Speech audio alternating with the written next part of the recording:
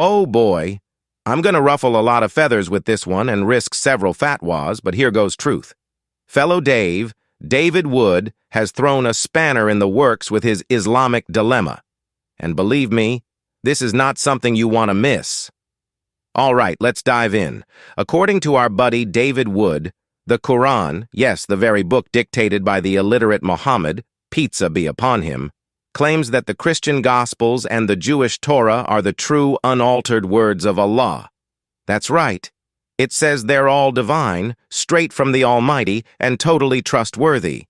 Now, if you're scratching your head, you're not alone. Here's the kicker.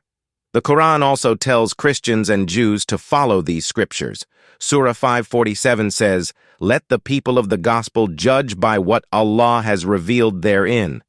So basically, it's giving a big thumbs up to the Bible. But hold on, the Bible says Jesus is the Son of God, died on a cross, and rose from the dead. The Quran? Not so much.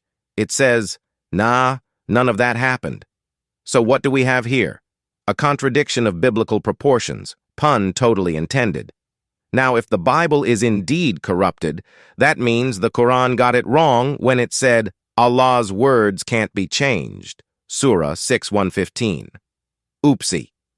Now, some might say, oh, but Muhammad was illiterate.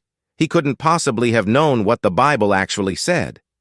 True, our Prophet Muhammad, pizza be upon him, couldn't read.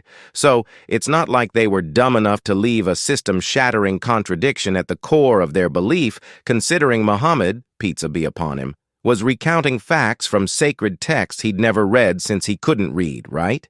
The Islamic dilemma boils down to this. If the Bible is true and unaltered, Islam crumbles because of its contradictory claims. But if the Bible is false and corrupted, Islam also crumbles because the Quran affirms those scriptures as Allah's word. Talk about being stuck between a rock and a hard place.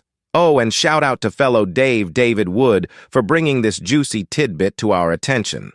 It's not like Islam, built on the revelations of an illiterate prophet, pizza be upon him, would have such a glaring oversight, right? Sarcasm fully intended, folks.